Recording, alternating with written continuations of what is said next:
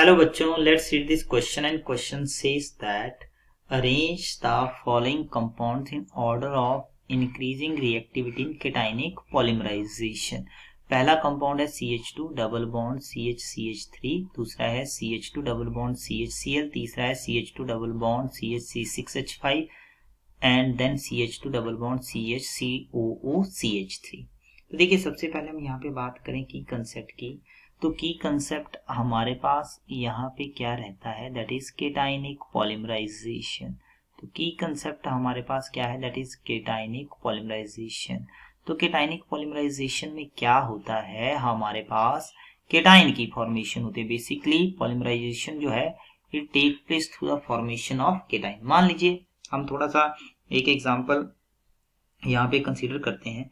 जैसे मान लीजिए हमारे पास पहले तो ये एसिड की प्रेजेंस में होता है, तो यहाँ पे केटाइन बनेगा। केटाइन किस तरह से बनेगा, ये हमारे पास यहाँ पे है, मान लीजिए जैसे ये आपके पास है CH3, तो यहाँ पे बनेगा CH3 आ जाएगा एक, यहाँ से कार्बन, और यहाँ पे आपके पास आ जाएगा दैट इज CH3 एंड मान लीजिए यहाँ पर भी हमारे पास आ जाता है CH3 पॉजिटिव। ये क्या करेगा, ये हमारे पास जो अटैक करता है, जो हमारे पास मोनोमर स्पीसीज है कार्बन, यहाँ से आ जाएगा CH3, यहाँ से आ जाएगा CH3, तो ये यहाँ से अटैक करेगा लाइक दिस, यहाँ पे अटैक होगा।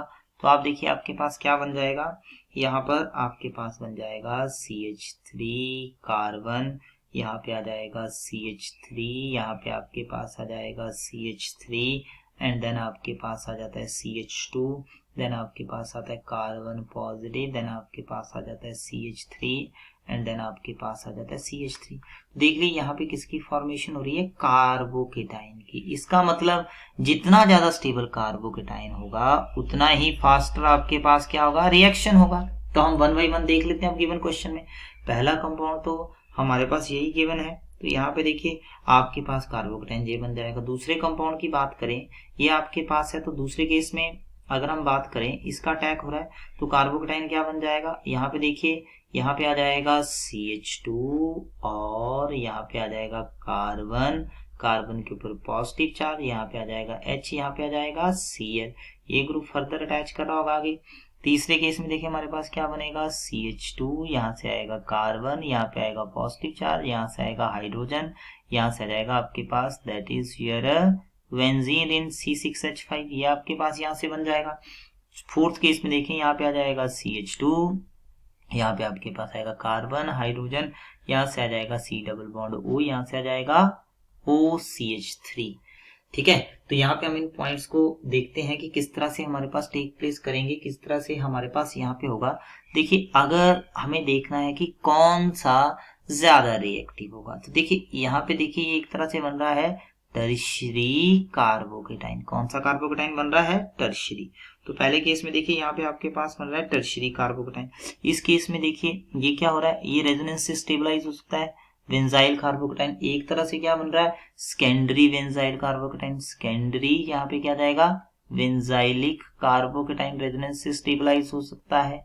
और यहाँ पे देखिए इस ग्रुप का कौन सा होगा, इस ग्रुप का आपके पास जो है वो माइनस आई इफेक्ट हो सकता है, माइनस आई भी हो सकता है, रेजोनेंस के थ्रू प्लस आर भी हो सकता है। ओके, यहाँ पे देखिए इसके ऊपर पॉजिटिव चार्ज है, तो ये ग्रुप जो है अपनी तरफ इलेक्ट्रॉन खींचेगा, तो इसका कौन सा इफेक्ट होगा, माइनस आई इफेक्ट होगा। रेजोनेंस तो यहाँ पे हो नहीं सकती है। इसका मतलब अगर हम देखें तो ये रेजोनेंस से सबसे ज्यादा स्टेबलाइज हो रहा है। इसका मतलब जो हमारे पास CH2 डबल बॉन्ड CH6H5 होगा, ये आपके पास जो है वो आप बोल सकते हैं सबसे ज्यादा रिएक्टिव होगा। फिर आ जाएगा टर्शियरी कार्बोकेटाइन। इसका मतलब टर्शियरी कार्बोकेटाइन कहाँ से बन रहा था, this is CH2 double bond CH3, फिर इसका रिएक्टिविटी बन जाएगा। फिर आपके पास आ जाएगा यहाँ पे प्लस आर भी है, लेकिन रेजोनेंस हैलोजन के केस में माइनस आई इफेक्ट क्या करता है, डोमिनेंस शो करता है। तो इसका मतलब यहाँ पे हम देखेंगे हमारे पास तीसरे नंबर पे क्या आ जाएगा, CH2 डबल बॉन्ड CH, यहाँ पे आ जाएगा Cl। और फोर्थ नंबर में हम देखेंगे इसका सिर्फ और सिर्फ माइनस आई इफेक्ट ऑपरेट कर रहा है, तो ये आपके पास आ जाएगा CH2 डबल बॉन्ड CH, यहाँ पे आ जाएगा COOCH3। तो इस तरह से हमारे पास ऑर्डर ऑफ रिएक्टिविटी जो है वो बन जाएगा। I hope you understand it well. Best of luck.